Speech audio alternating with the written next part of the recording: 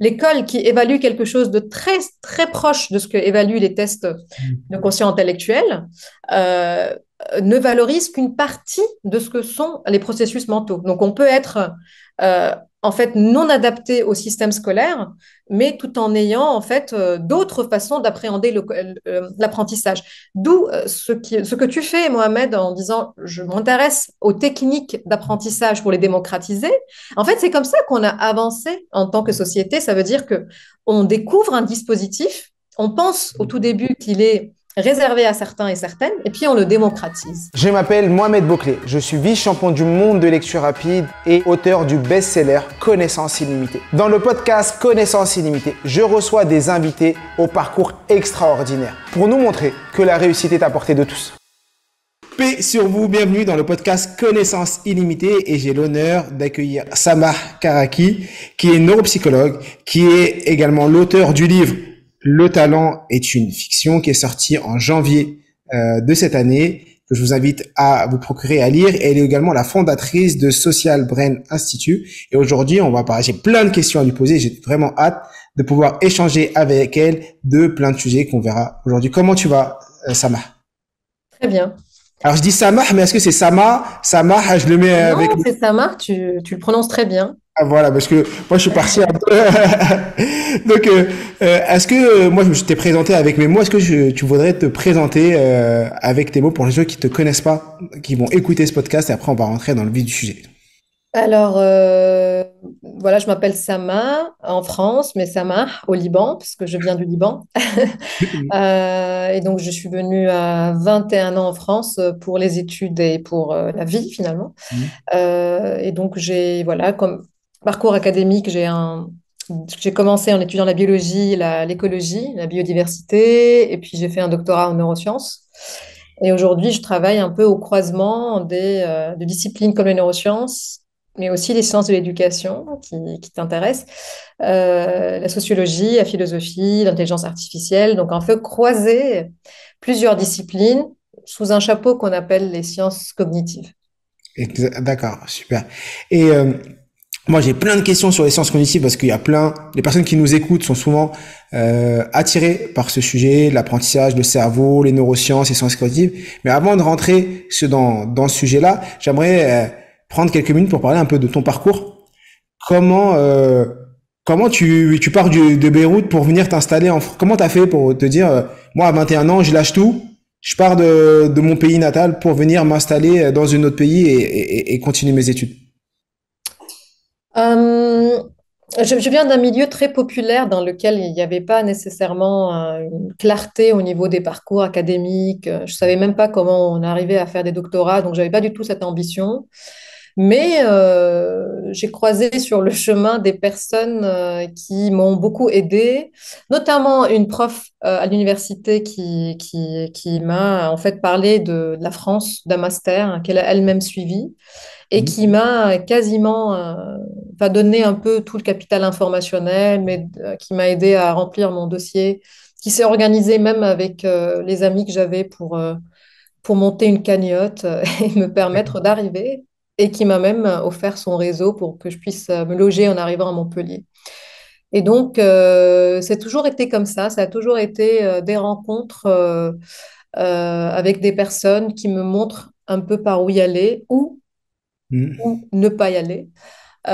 Et donc, voilà, donc arrivé à 21 ans, j'avais pas du tout d'ambition de faire des études longues.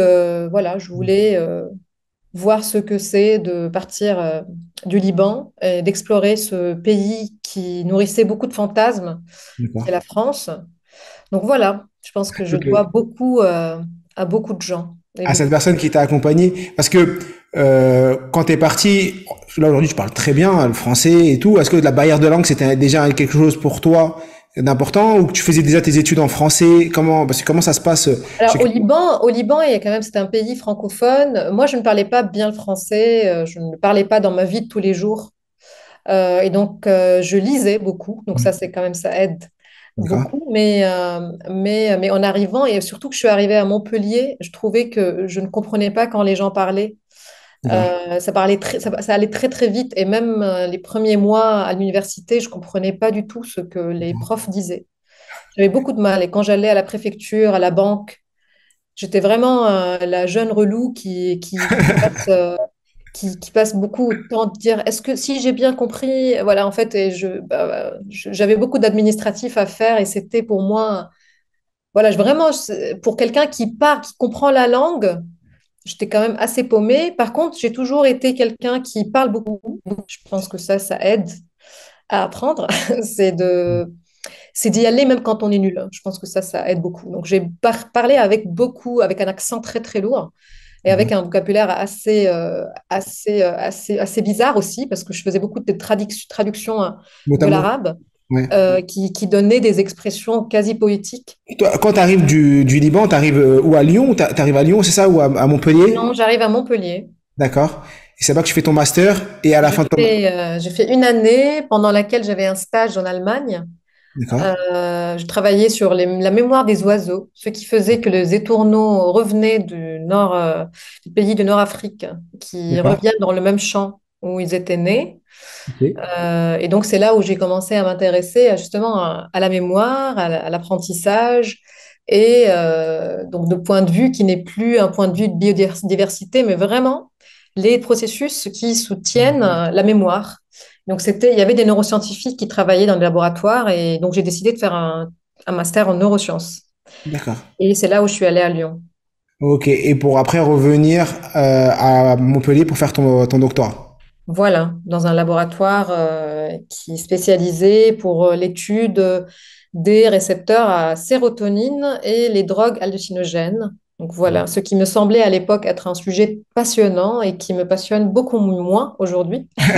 Effectivement, parce que ça, c'était ton sujet de doctorat, mais tu as travaillé aussi sur le stress, si je ne me trompe pas. On en Oui, parle c'est après. ensuite, après mon doctorat, donc j'ai fait 5 ans de post-doctorat dans lesquels je travaillais sur les mécanismes du stress et le lien entre le stress et l'apprentissage, le stress et les interactions sociales et l'addiction. Donc, on utilisait aussi, donc pendant ma thèse, j'utilisais le LSD, pendant mon post-doctorat, j'utilisais la cocaïne. Donc, ça, voilà, on travaille avec des souris qui passent en général de très bons moments. Ah, parce que tu as dit, j'ai testé, je me suis dit, est-ce qu'elle a testé ça sur des humains, Est-ce que, ou est-ce qu'elle-même, elle a testé sur elle? Je dis, ouais, attends, on Alors, en va fait, censurer, on va ouais, censurer, on va censurer ce passage. on va Ça part qui censurer ce dit. passage.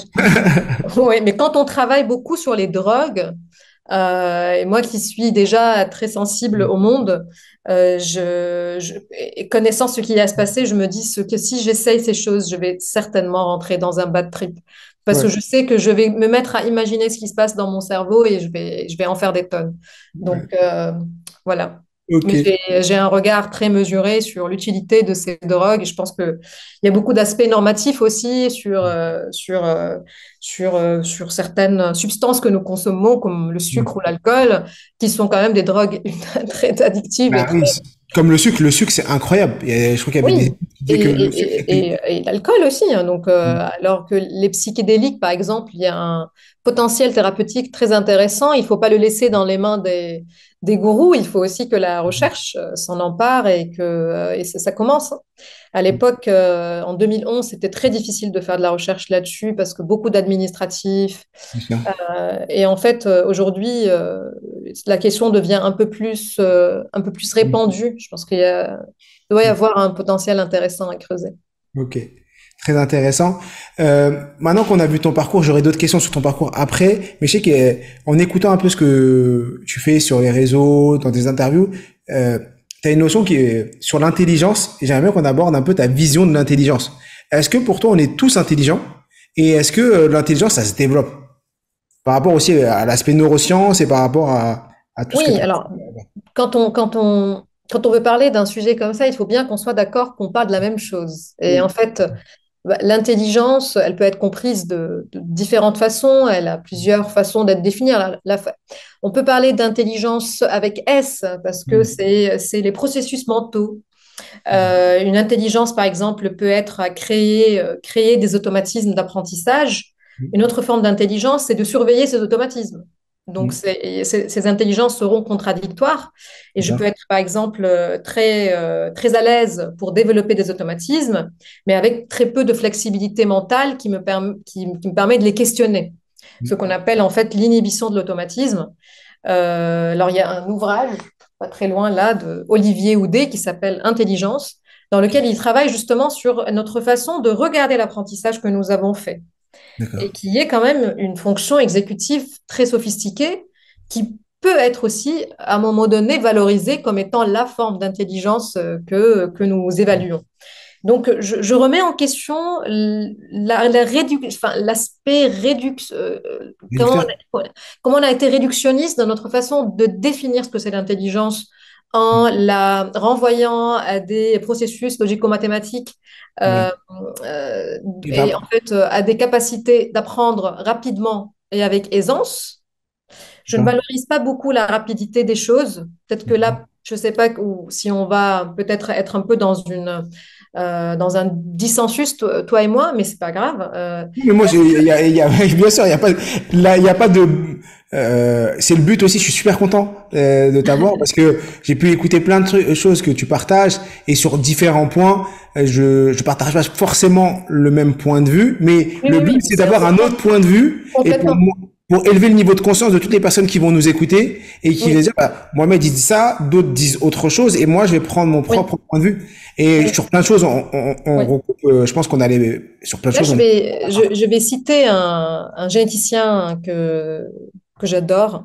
Il s'appelle Albert Jacquet, Jacquard, pardon, Albert Jacquard, qui, une fois, il est dans une conversation avec une journaliste. Je pensais aussi à Chantal Jacquet, qui est D'accord. aussi quelqu'un que j'adore. Et en fait, la journaliste, elle lui dit, mais quand même, quand on va dans une salle de classe, on ne peut pas dire que les élèves ont la même intelligence parce qu'il y en a qui apprennent plus vite. Et lui, il répond, à quoi ça sert? Et je trouve ça vraiment, c'est le cœur de la question. À quoi ça sert de répondre vite? Et en fait, on a construit des univers d'apprentissage dans lesquels on pose une question et l'élève qui répond le premier ou la première, c'est bon, on considère que l'apprentissage a été fait. Alors, il y a quelque chose aussi très intéressant qui se passe dans un processus lent d'apprentissage. Parce que D'accord. dans ce processus lent, il y a peut-être des erreurs, il y a peut-être un cheminement qui est plus complexe, qui est donc plus utile à l'apprentissage. Parce que c'est quand on chemine que se crée cette plasticité, que se crée en fait ce façonnement. Et donc, oui, je porte aussi un intérêt à cette lenteur que nous avons dévalorisée. Alors, dedans, il y a le doute aussi qui vient. Il y a aussi ce que Houdet appelle l'anticipation du regret. J'aime bien aussi, ça veut dire que je veux te répondre et puis je me dis, non mais attends, peut-être que je vais dire une connerie. Et je pense que c'est pas mal aussi, hein, c'est pas le syndrome d'imposteur, c'est vraiment essayer, prendre le temps de formuler des idées. D'accord. Et cet attachement que nous avons à avoir la bonne réponse, bah, Mhm. j'ai envie aussi qu'on puisse laisser un peu de l'air dans la pensée, qu'on ne soit pas dans réussir le plus vite, être celui qui finit le premier. Ouais. Mais Je tu ne sais que sais je pas partage si dans ton le point monde de vue, hein. complexe dans lequel nous sommes, un certain, c'est la qualité qu'il faut chercher. Mais tu sais que je partage ton point de vue. Parce que moi, ce que je favorise, c'est l'échec. Quand je dis je favorise l'échec, c'est Je ne sais apprendre. pas, parce que je n'ai pas lu ton ouvrage, mais si tu... C'est-à-dire que même dans l'ouvrage, en vrai, je pousse les gens quand je dis je pousse les gens à l'échec, c'est que plus tu vas essayer et que tu vas te tromper, plutôt, mon point de vue, c'est que quand tu essayes et que tu te trompes, tu ancres l'information et donc la prochaine fois, tu vas retenir plus facilement. Donc ce processus, c'est plus le processus d'essayer rapidement et d'essayer sans forcément avoir d'a priori qui te permet d'avancer, de dire, bah, là, j'ai essayé, j'ai raté ou j'ai pas atteint le résultat que je voulais et je reproduis et donc la prochaine fois ça sera meilleur. Et un des meilleurs moyens de retenir, c'est essai, erreur, réajustement. J'essaye, je me trompe, je Oui, réajuste. oui. J'essaye, je me trompe, je réajuste et c'est cette boucle d'amélioration entre l'essai, l'erreur et le réajustement qui permet d'évoluer. C'est très intéressant. D'ailleurs, si tu t'intéresses aux techniques d'apprendre pour apprendre, je pense que c'est la clé C'est bien. que l'apprentissage, c'est un phénomène d'expérimentation. Donc, c'est un phénomène qui est de plus en plus riche quand il y a de plus en plus d'expérimentation. Et donc, c'est le processus, c'est pas le produit de cette réflexion qui est intéressant. Mais ce qui me renvoie à la question que tu as posée, Mohamed, c'est est-ce qu'on est tous intelligents de la même façon, tout ça? Non, on va pas produire la même chose, mais ce processus que tu viens de décrire, c'est le même. Ça veut dire que pour qu'on apprenne, on fait tous, on part de ce qu'on sait et on veut traverser cette distance qui sépare ce que je ne sais pas de ce que je sais Oui, avec un exactement. processus d'expérimentation. Donc, si on va dire que l'intelligence, c'est ça, oui, on fait tous ce même processus.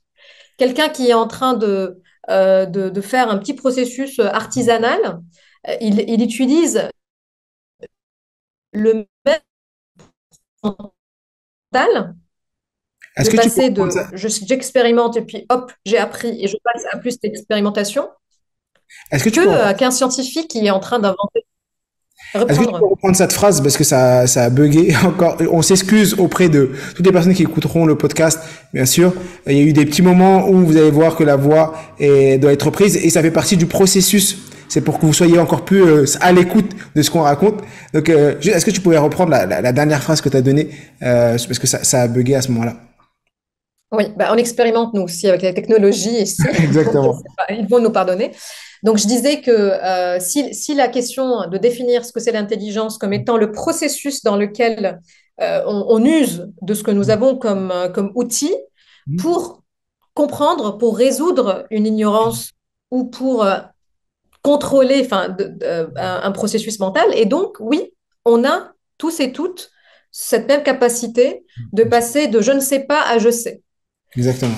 Et Mais tu vois, il y a le test de quotient intellectuel d'Alfred Binet. C'est quoi ton point de vue sur ce sujet-là? Je pense qu'on doit peut-être avoir le même. Après, oui, mais qu'est-ce que quand ce psychologue français a mis en place le quotient intellectuel, le test du quotient intellectuel en 1903, qu'est-ce que toi quand t'entends ou 1904, c'est ça? 3 ou 4, ça doit euh, être ça, oui, autour. Oui. autour, c'est quoi ton point de vue par rapport à ça?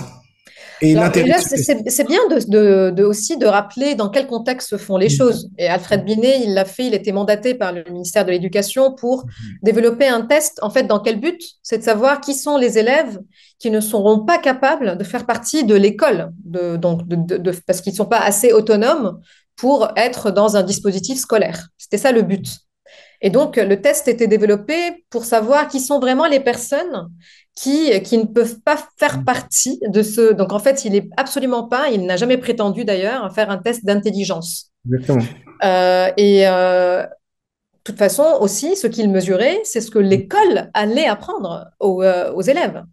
Et donc, il ne mesurait pas, par exemple, la capacité de collaboration, la capacité de potentiel créatif de ces élèves, chose qu'aujourd'hui, on considère comme étant les compétences clés de l'employabilité. Donc, en fait, du coup, est-ce que l'école, ce qu'elle est en train d'évaluer, correspond aux besoins de la société? Question, hein, mais je veux dire que l'école qui évalue quelque chose de très, très proche de ce que évaluent les tests de quotient intellectuel, euh, ne valorise qu'une partie de ce que sont les processus mentaux. Donc, on peut être en fait non adapté au système scolaire, mais tout en ayant en fait d'autres façons d'appréhender l'apprentissage. D'où ce que tu fais, Mohamed, en disant je m'intéresse aux techniques d'apprentissage pour les démocratiser.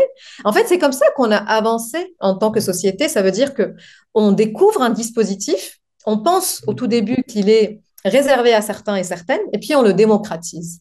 Et c'est en fait, c'est ça, ça veut dire qu'on rend systémique un dispositif qui était considéré comme réservé à certains ou certaines. On peut penser à l'apprentissage de la lecture, à l'apprentissage d'une langue, mais aussi à l'apprentissage sportif des arts, la musique. En fait, on fait tout mieux qu'avant Bien au sûr. niveau parce que nous avons fait évoluer les dispositifs et bien sûr qu'on les a démocratisés. Parce que c'est Ça là, qui en manque, fait, c'est la démocratisation de ce savoir, un peu ce que toi tu fais avec les neurosciences, c'est qu'il y a des sujets qui étaient réservés à un certain élite ou par rapport à un certain parcours, et qu'aujourd'hui on a des personnes qui démocratisent ça pour que ça touche un maximum de gens, et donc il y en a qui vulgarisent, qui simplifient et qui permettent de parler pour que un maximum de personnes oui, puissent écouter même si j'ai du mal avec le terme démocratiser, mais ce n'est pas le sujet. Mais disons que on rend, en fait, on rend les structures, on met les structures et les dispositifs à disposition de tout le monde. Voilà, là, on sera d'accord. Et du coup, ce que je critique, par exemple, la notion du talent, une des critiques que je fais à la notion du talent, c'est que est-ce qu'on a vérifié que tout le monde a accès au même dispositif avant de comparer les performances des gens? Ça veut Mm. dire que c'est en fait, je dis que oui, bien sûr, les gens ne sont pas égaux, bien sûr, les gens n'ont pas les mêmes performances, mais pour que je puisse dire que je vais évaluer une Mm. trajectoire individuelle, je dois d'abord m'assurer, toi tu dois le savoir, que à quel point une technique peut changer la manière avec laquelle tu Mm. apprends quelque Bien chose. sûr. Et en fait, tu peux passer 10 000 heures à faire quelque chose. Si tu le fais Mm. mal, Une tu vas fois- jamais arriver à le faire. Alors qu'en fait, c'est à ça que ça sert les dispositifs. C'est que ça nous permet de devenir efficace, précis Mm. dans la manière avec laquelle on aborde l'apprentissage. Et donc, quand je dis que le talent est une fiction, c'est peut-être comme ça que tu as découvert mon travail. C'est en fait, c'est peut-être provocateur dit comme ça, mais c'est en fait pour dire que on ne voit pas ces choses invisibles. Quelles sont les stratégies qu'utilisent les gens pour travailler? On dit que c'est le talent ou c'est le travail, mais de quel travail on parle? Donc, Donc, je ne sais pas qu'est-ce que toi, tu as toi-même expérimenté, mais tu le sais que quand on apprend mieux, ça ne veut pas dire qu'on a travaillé plus nécessairement. bien sûr. Ah non, pour moi, c'est Souvent, complètement c'est l'inverse. décorrélé. La quantité de travail et le résultat, pour moi, c'est deux choses décorrélées. Quand tu as Oui, les bonnes stratégies, les bons outils, tu peux avoir le même résultat qu'une personne qui a passé 10 heures et toi, tu peux passer 1 heure. Si on prend les notes ou si on a une évaluation, on peut avoir le même résultat. Mais après, il y en a un qui a travaillé peut-être certaines choses comme la persévérance et autres. L'autre, il a travaillé avec les outils qu'il a. Et l'objectif, moi, ce qu'on essaie de partager, c'est d'avoir les bons outils au service de ce qu'on veut atteindre. On a des objectifs et au lieu de se dire, bah, je vais à Marseille, je vais prendre le vélo, tu vas arriver à Marseille, moi je suis à Paris, je vais arriver à Marseille, bah non, je vais prendre l'avion. Je mets à l'abstraction de l'aspect écologique et tout. Mais où je vais prendre le train, j'irai beaucoup plus vite. Et donc choisir les bons outils pour y arriver. Mais ce que tu es en train de dire, ce qui est intéressant, tu parlais de l'impact et du talent. Mais est-ce que pour toi, il y a le talent, effectivement, mais il y a aussi l'environnement? Parce que c'est aussi un sujet que tu abordes beaucoup. Euh, Est-ce qu'une personne qui naît au Liban et une personne qui naît en France, elle a les mêmes chances de réussite? alors, ça dépend dans quelle classe elle naît au Liban, parce qu'au Liban, quand on est issu d'une classe supérieure Mm. socio-économique, on a accès à des environnements très riches, Ah, bien sûr. voire plus riches de ce qu'on peut, c'est des environnements qui sont en fait, on a un attachement aussi au Liban à apprendre plusieurs langues. Enfin, on peut en fait croiser d'ailleurs, c'est pas un secret, les Libanais qui arrivent en France souvent sont très bons dans le système académique parce qu'il y a une exigence très forte dans le système scolaire. Donc, je ne vais pas réduire le Liban, un Moi, pays je en dis le développement. Liban, j'aurais pu dire, c'était un exemple, mais une personne qui grandit au milieu, en fin fond du 93, et une personne qui grandit dans le 16e arrondissement, Voilà, ça, est-ce on va faire que, ça comme ça. ou on va le faire comme ça, parce que je comprends, on va pas réduire le Liban, Oui, et en plus, là, on est dans la même société. On va prendre la France voilà. comme ça, on est dans la J'aime même bien aussi société. rappeler que quand on arrive en France et qu'on est, par exemple, qu'on vient de pays étrangers, le rapport qu'a le système avec les provenances de ces étudiants est très différent. Moi, je sais qu'en tant que Libanaise, je ne suis pas perçue de la même façon qu'est perçu quelqu'un qui est issu d'un autre pays arabe. Oui, bien Donc sûr. ça, c'est bien de le préciser que c'est pas parce qu'on est étranger qu'on vit la même discrimination ou les mêmes formes de manque de capital Bien sûr. culturel ou voilà. Donc ça, c'est bien de rappeler ce privilège que j'ai pu avoir. Après, si on compare des personnes, ben déjà, on peut regarder à Paris dans différents quartiers, hein, et ça, c'est pas moi qui va énoncer des opinions. On regarde des chiffres et on sait que selon les arrondissements parisiens, un enfant de 5 ans, il a une trajectoire qui est déjà euh, Bien sûr. extrêmement, disons extrêmement, parce qu'il y a toujours des déclassés euh, Oui. et des transclasses, déterminés à réussir à échouer s'il vient d'un quartier privilégié ou s'il vient d'un quartier défavorisé. Et donc, pourquoi? Parce que simplement, les écoles s'inscrivent dans des stratégies parentales aussi. donc même si c'est le système public. Et donc, il y a une préparation aussi des parents qui est différente. Il y a la présentation des capitaux sociaux, mais ça, c'est les travaux des Bourdieu. Je ne vais pas rajouter, mais ou de Bernard Lahire, qui travaille aussi sur ces questions. Il a écrit Enfance de classe pour analyser, en fait, à partir de 5-6 ans, est-ce que les enfants vivent dans le même monde? Et en fait, en tant que biologiste, ce que je vais rajouter à ces discours, c'est de dire comment, en fait, les inégalités sociales influencent le corps. Ça veut dire que je regarde des enfants qui ont 5 ans, est-ce qu'ils ont le même cerveau? Et là, je ne parle pas de l'aspect génétique, je parle de comment leurs conditions de vie affectent leur corps. Comment, en fait, l'anxiété qui entoure là où on vit, les conflits dans le foyer, l'espace que nous avons pour étudier, la nourriture qui est présentée à table ou pas, l'amour qu'on reçoit, le nombre de livres présents dans le foyer. Et en fait, pour chacune des choses que je viens d'énoncer, il y a des études très claires sur leur influence sur le développement du cerveau. Et donc, sur le développement de cet organe sur lequel vont reposer les compétences. Et donc, oui, quand on est né dans le 93, on n'a absolument pas les mêmes chances que de réussir dans le milieu scolaire, hein, parce qu'il faut bien aussi de quelle réussite on parle. Et finalement, cette réussite scolaire s'inscrit dans une réussite professionnelle, mais ça, ce n'est pas une opinion non plus, c'est les chiffres. Et donc, en fait, est-ce que c'est un discours fataliste? Là, je viens de poster sur LinkedIn une réponse à un entrepreneur qui dit que j'ai un discours de fragile, dangereux et fataliste. Donc, je tiens à préciser à chaque fois, peut-être que je ne le dis pas assez, que dire que les inégalités sociales conditionnent notre capacité d'apprentissage, ce n'est pas fataliste. C'est au contraire l'invitation à l'action. Ça veut dire l'invitation à réfléchir comment peut-on créer ce que toi tu défends aussi, ça veut dire comment peut-on rendre ces privilèges à disposition, les mettre à disposition de tous et toutes. Donc là, tu es sur le déterminisme social, c'est-à-dire que tu estimes qu'on a un certain déterminisme en fonction de notre classe, de l'endroit où on a grandi, on va avoir une trajectoire qui va être définie. Oui.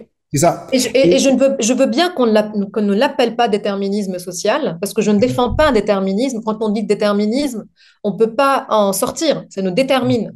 Non, je vais dire les structures sociales sont très influentes, sont très écrasantes, mais on peut les changer, ces structures.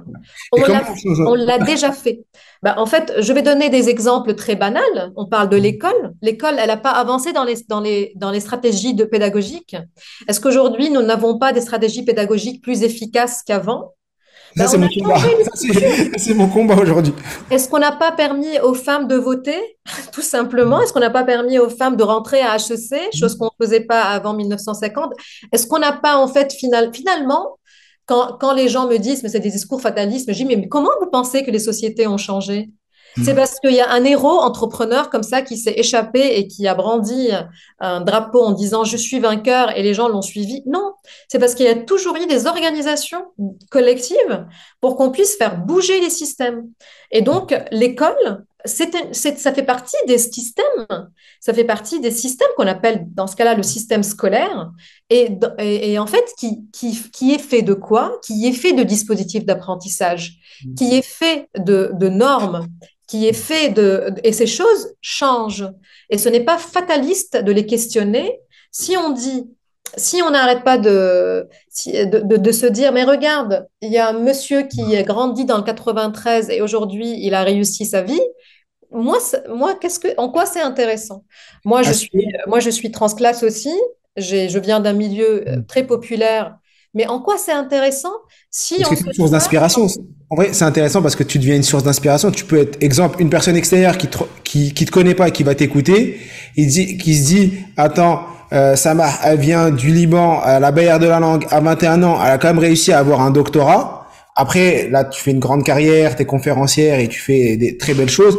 Elle a eu ça, elle m'inspire, donc je vais peut-être reproduire et me dire que je peux faire la même chose qu'elle et reproduire ses actions pour avoir un résultat que j'aurais pas eu si les exemples que j'avais autour de moi, c'était des exemples uniquement des exemples négatifs. Ok, on part de là. On part de ce que tu viens de dire, Mohamed. C'est-à-dire, moi, je suis transclasse. Donc, les transclasses représentent une très petite minorité des personnes qui sont issues des milieux populaires et qui arrivent à faire des études supérieures. Voilà. Donc, on est des rescapés. Moi, je peux très bien, j'ai commencé par te le dire, je sais très bien pourquoi j'en suis là et je le dois à beaucoup de personnes dans ma vie. J'ai pas travaillé plus que toutes les personnes autour de moi qui n'ont pas eu la chance que j'ai eue. Donc, absolument, je ne suis pas plus travailleuse que ceux qui n'ont pas eu les privilèges que j'ai aujourd'hui. Et donc, à quoi ça sert que j'inspire 100 personnes alors que quand on change le système, Hmm. on touche tout le monde. On permet à ce que ces privilèges soient mis en...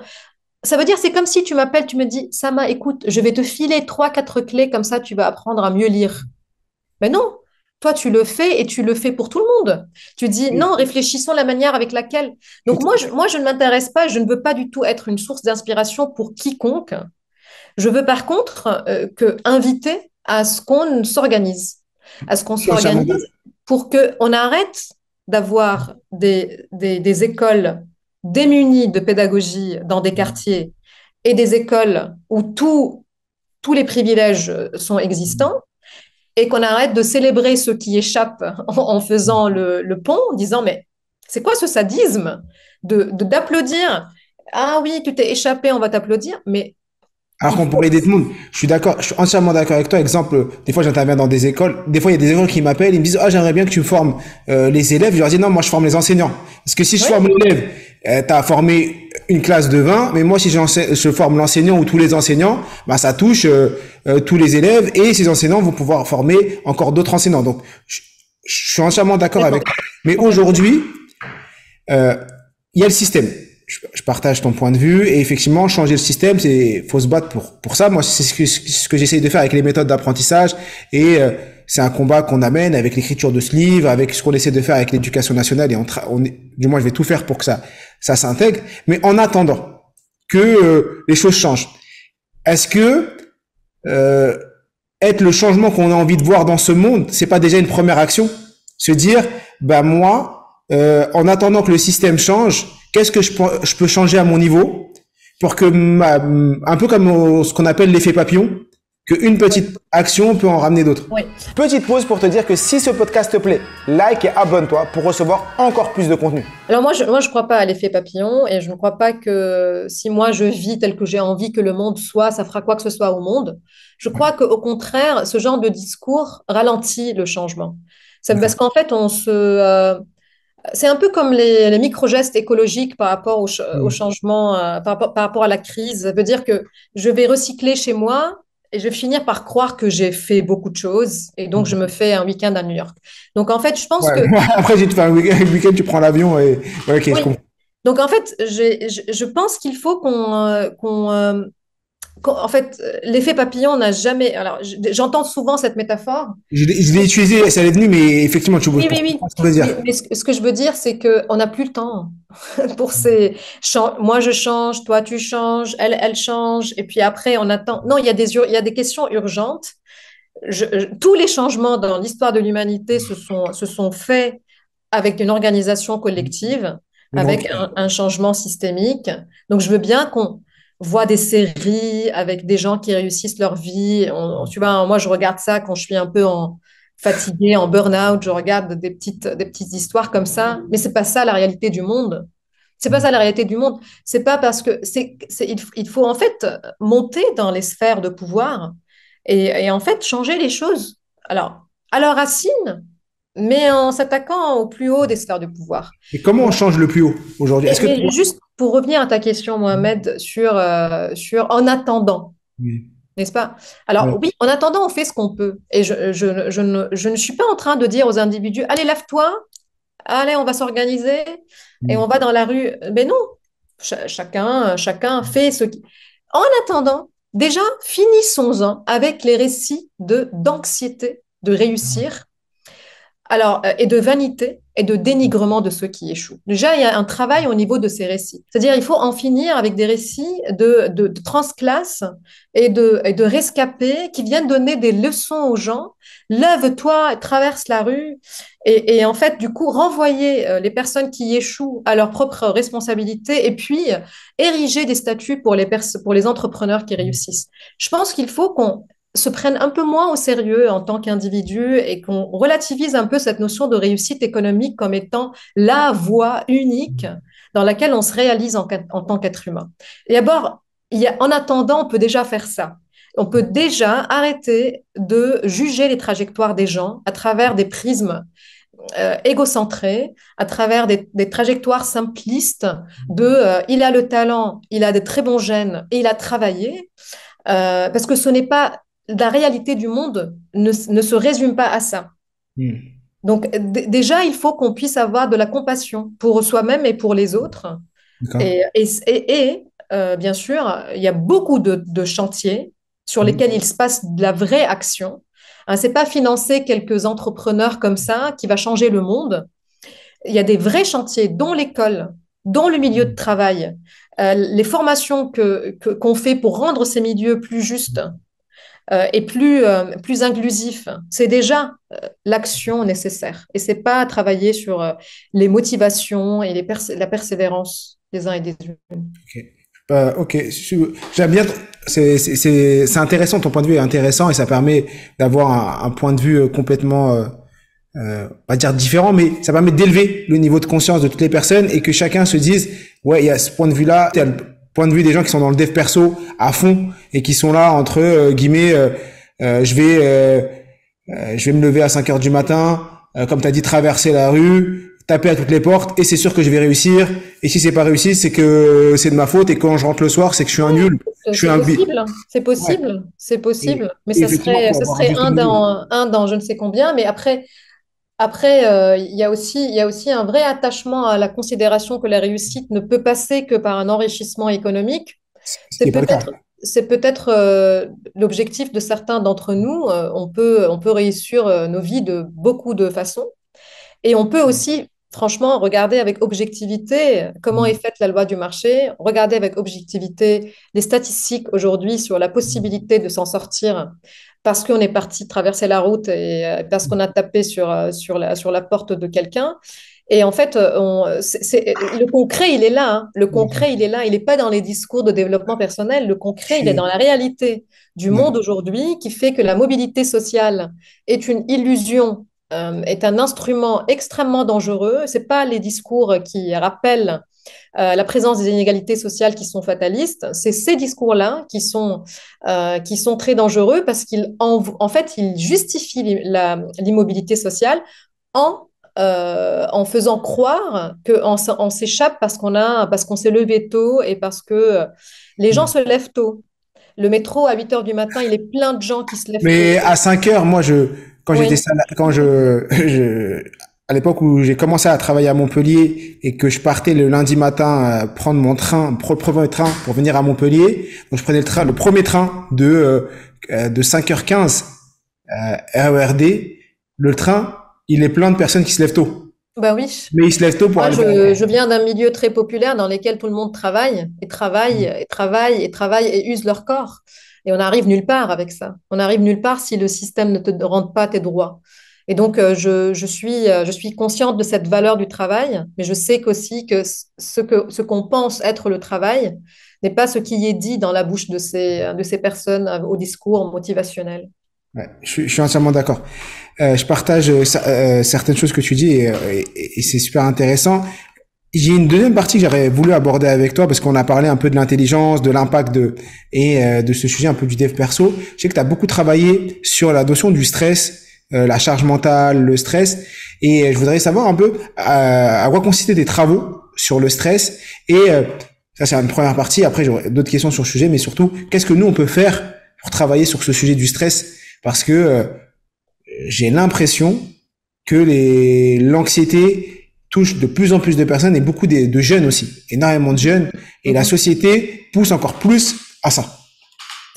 Alors, les travaux qu'on faisait dans la recherche fondamentale, c'était regarder les bases moléculaires du récepteur de glucocorticoïde, qui est l'hormone du stress, et puis l'interaction qu'elle a avec d'autres réseaux liés à l'apprentissage, liés aux interactions sociales, liés à l'anxiété, liés au comportement addictif. Donc, en fait, on voyait à quel point le stress, en fait, affecte énormément et même affecte le système immunitaire, par exemple, qui en fait bah, finit par nous tuer. Hein. Bien En sûr. fait, c'est un peu ça aussi, le lien qu'il faut faire entre un stress chronique et puis le burn-out. Et, Mhm.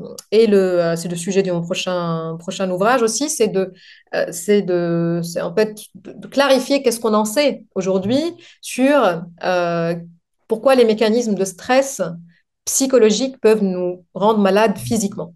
Et qu'est-ce qui provoque ces stresseurs aussi? Et donc, là, c'est clair qu'il y a une crise de mal-être qui est généralisée et qui est de plus en plus présente chez les enfants. Donc Mhm. ça, c'est sur les sujets aussi sur lesquels on travaille beaucoup. Donc moi, je travaille sur la santé mentale au travail, mais aussi la santé mentale à l'école. Donc c'est un peu D'accord. les deux Très- sphères de la vie dans lesquelles il y a des stresseurs psychologiques présents d'une manière structurelle. Et donc, en fait, on essaye de voir comment on peut imaginer des environnements d'apprentissage et des environnements de travail dans lesquels on ne subit pas ces menaces psychologiques. Donc ça, c'est au niveau systémique. Mais au niveau personnel, Mhm. qu'est-ce qu'on peut faire pour réduire la réponse au stress qui est elle-même délétère pour nos corps? Alors, ce qu'on découvre, en fait, c'est que tout ce qui nous permet de nous détacher de nous-mêmes, ça veut dire toute source d'évasion est quelque chose qui fonctionne. Donc là, par exemple, si je suis gourou et je te dis, Mohamed, lève-toi et mets-toi pendant 5 minutes sur une jambe en disant dis da da da, ça va te faire du bien. Ça va te faire du bien. Donc, D'accord. en fait, toute concentration sur autre chose, toute distraction Mhm. de nous-mêmes fonctionne. Donc, à partir de là, je n'ai aucun jugement sur toutes les pratiques de développement personnel que les gens utilisent pour D'accord. réduire, pour arriver à prendre des petits moments de respiration de soi-même. Mhm. Alors, c'est quand même contradictoire parce que le développement personnel fait l'inverse. Ça veut dire nous faire regarder nous-mêmes plutôt D'accord. que nous faire s'évader de nous-mêmes. Donc, c'est pour ça que ce que j'essaye de défendre aussi, donc, c'est la nécessité de s'évader de soi-même et pas d'aller chercher qu'est-ce qui s'est passé dans mon enfance et quels sont les patterns et quelles sont les personnes toxiques dans ma vie. Tout ça, c'est bien, mais ce qui est nickel pour notre santé mentale, tu vois, c'est par exemple, c'est là, je me dis, je ne sais pas ce que tu penses de moi, Mhm. mais c'est pas très important. Mhm. Parce que, voilà. Et même, Cette phrase, c'est se dire, quoi qu'il se passe, c'est pas important. C'est plus des phrases comme ça. bah, il y a des choses importantes dans ma vie, mais Mhm. pas tout. Il y a des choses importantes dans ma vie, elles sont pas très nombreuses. Et c'est là où je mets mon énergie et ne pas prendre toutes les sphères de la vie très au sérieux. Donc, en fait, d'y aller comme les enfants vont. Quand ils échouent, quand ils jouent au foot et qu'ils perdent, c'est pas la Mhm. fin du monde. Et donc, nous, quand on perd dans une compétition sociale, c'est pas la fin du monde non plus. Si tu vois, et c'est Mais une autre réponse aussi que j'aime donner des fois au truc de réussite économique. Mais ça te regarde. Je veux dire, pourquoi les gens pensent que quand ils réussissent, c'est important pour les autres? C'est pas important à moi que tu me fasses des cadeaux, mais je veux dire, mais c'est pas ouais, important. bien sûr, Moi, c'est important pour. je n'ai rien à faire de réussite des gens et je n'ai rien à faire, et les gens n'ont rien à faire de ma réussite. Et donc, finalement, si je construis une vie. Je voulais rebondir par rapport à ça parce que encore la dernière fois, je parlais à quelqu'un qui me disait oui, une personne qui me pose une question sur j'ai envie d'entreprendre et poster sur les réseaux, mais j'ai peur du regard des autres et tout. Je lui ai dit exactement ce que je me suis dit au début. Arrête de croire que t'es le nombril du monde.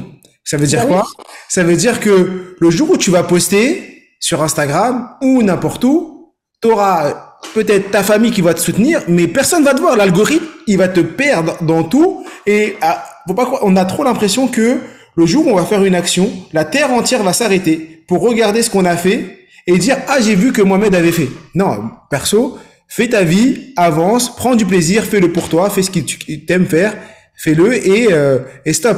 Moi c'est plus comme ça que j'ai réfléchi. Après peut-être que ça c'est plus Non, mon non, point. non, mais c'est en fait, oui, le cerveau, ça lui fait énormément de bien de rêvasser, de s'oublier, de passer à autre chose. Ça nous fait vraiment du bien de ne pas se prendre au sérieux. Après, ce discours que je suis en train de partager avec toi là, il correspond à nous, à la classe moyenne, tu vois, enfin, Oui, bien mais sûr. Mais tu vas voir quelqu'un qui est stressé parce qu'il se pose des questions de survie de la fin du mois ou parce Bien qu'il sûr. y a un enjeu de santé ou parce qu'il y a un chagrin, il y a un deuil. Mais là, j'ai rien à dire à ces personnes. Je veux dire, ça serait la vie. Donc, je pense aussi qu'en tant que personne qui se prononce sur le développement personnel, il faut qu'on sache à qui on parle. Il faut Mais qu'on est-ce que sache à quel point ce qu'on dit a du sens pour les personnes qui ont des vies dans lesquelles il y a une charge mentale énorme. Je peux bien lui dire, non mais bouge-toi, va voir des potes, sors, émancipe-toi culturellement. Il faut qu'on sache aussi à bien quel sûr, mettre moment dans le on peut parler contexte. de... Moi, je suis Voilà. entièrement d'accord avec toi sur ce point de vue où tu as beaucoup de personnes qui vont donner des conseils généraux sans creuser et pousser la personne à confronter. Des fois, il y a des discours qui font que la personne, quand elle rentre ce soir, elle se regarde dans un miroir et elle se dit, je suis qu'une merde. Même si j'aime pas utiliser des vulgarités, mais le discours qu'elle va finir, elle dit, je suis nul. Parce que tous les discours la poussent à dire en vrai que le problème, euh, que en vrai cette personne, c'est elle le problème. Alors que des fois, c'est pas elle le problème. Oui, ça c'est... Et des fois, il faut sortir du problème et sortir. T'es dans une boucle. Et des fois, tu peux pas dire à une femme qui se fait battre que c'est elle le problème. C'est de ta faute. Non, tu vas pas. Tu vois, Oui. Il y a un niveau psychologique à nos problèmes, mais il n'est pas le seul niveau, il n'est pas le premier niveau. Il y a d'abord un niveau aussi social contextuel. Donc, moi, je ne suis pas en train de dire que tous les problèmes sont sociaux. Je suis pas en train de dire... Par contre, on ne peut pas tout résoudre au niveau psychologique. d'accord. Donc, Et en fait, oui, il y a des personnes dont le problème est psychologique, qui ont tout, mais se posent beaucoup de questions parce qu'elles ont peur d'échouer, tout ça. Là, oui, je me dis, oui, tu vas faire un petit cours de développement personnel. Mais, mais en fait, la majorité des gens souffrent de mal-être qui sont liés à des modes de vie qui sont insupportables pour l'humain. et comment on change ça? C'est-à-dire que est-ce que moi, exemple, moi, je sais quand je suis stressé, donc je change d'environnement. Et sinon, je travaille sur ma respiration. La cohérence cardiaque, moi, ça m'aide énormément. Je sais que c'est des discours qu'on utilise beaucoup en développement personnel. Moi, c'est l'ouvrage 365 sur la cohérence cardiaque qui m'a beaucoup, que j'ai lu et qui me permet de travailler sur ma respiration et de me recentrer. Et c'est ce que je fais avant mes TEDx. J'ai fait plusieurs TEDx. À chaque fois, je fais ça avant de prendre la parole dans des conférences. C'est un élément qui me remet dans le moment présent. Toi, qu'est-ce que tu penses de ces exercices de recentrage, de respiration, des choses Ouais. comme Comme ce que j'ai dit tout à l'heure, ça veut dire que tu peux faire ce que tu veux. ça? Si tu arrives par cette pratique à t'oublier, à passer à autre chose, parce que là, dans le cas de la cohérence cardiaque, tu es tellement concentré sur le processus de respiration en fait, tu dévies l'attention vers autre chose. Et donc, en fait, c'est un peu comme si tu réalises il y a autre chose que l'enjeu. Et D'accord. donc, moi, avant mes conférences, avant que j'ai fait aussi les TEDx, je fais un exercice qui est celui d'imaginer que je parle à une amie. D'accord.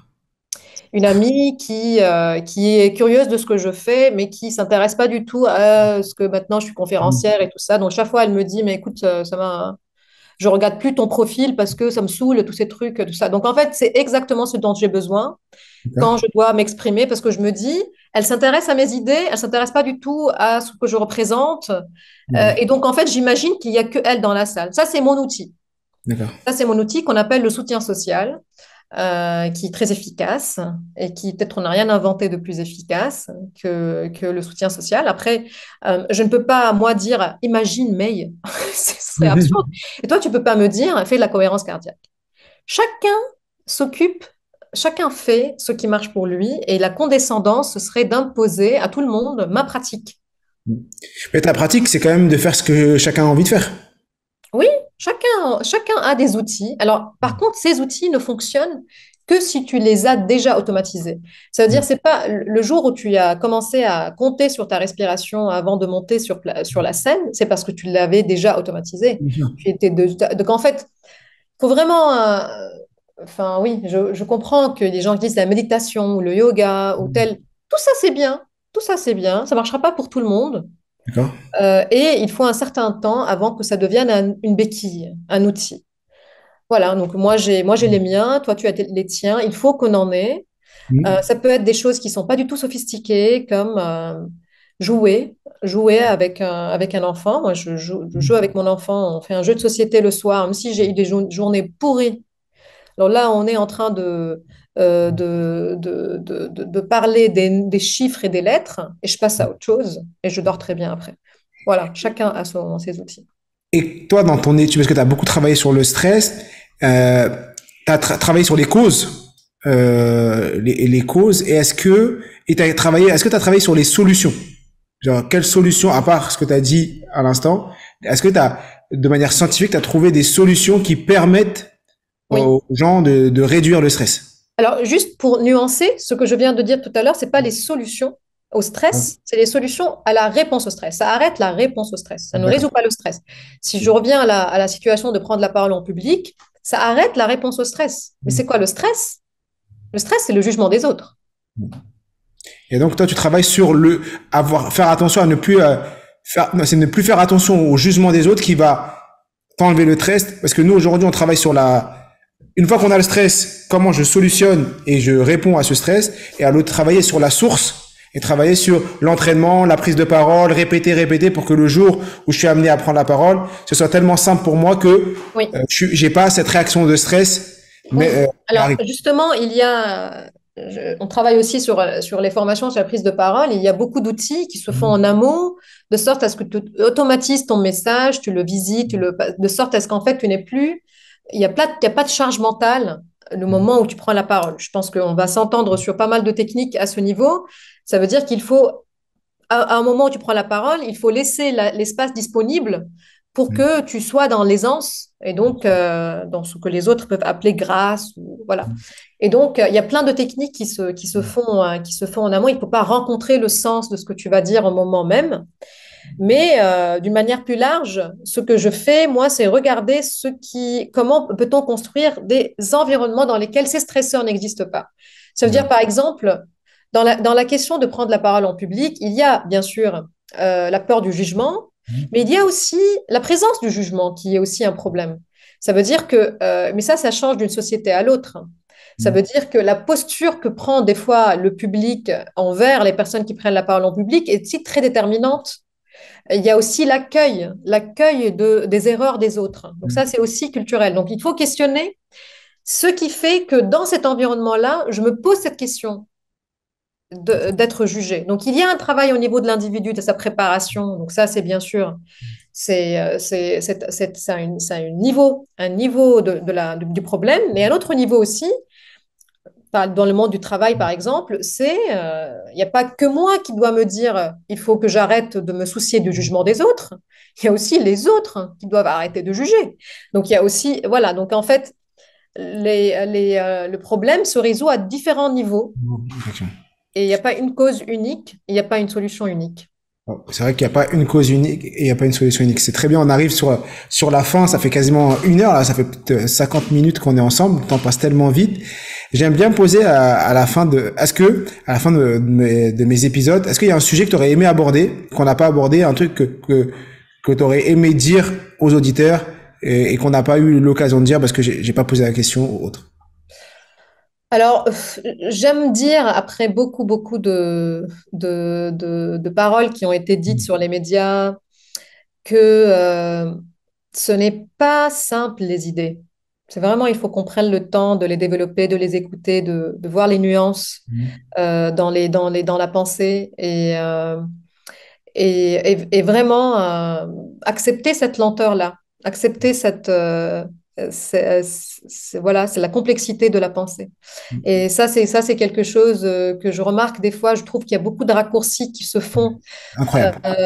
même quand on écoute quelqu'un qui a les idées complètement à l'opposé des nôtres. C'est pas aussi simple qu'on croit.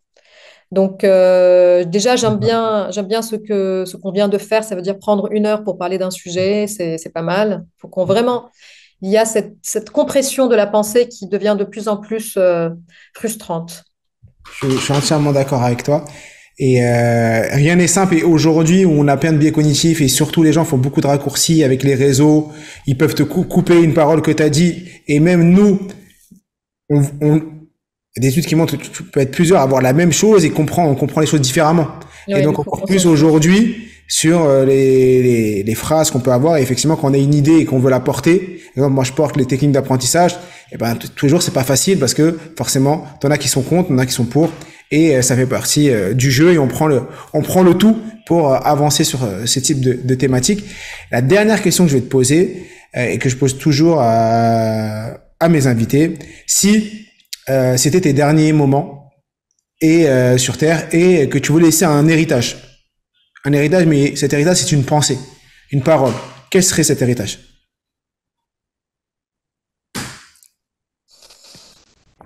Euh, euh, Beaucoup de choses, mais s'il faut laisser un héritage, ce serait que... Ah là là.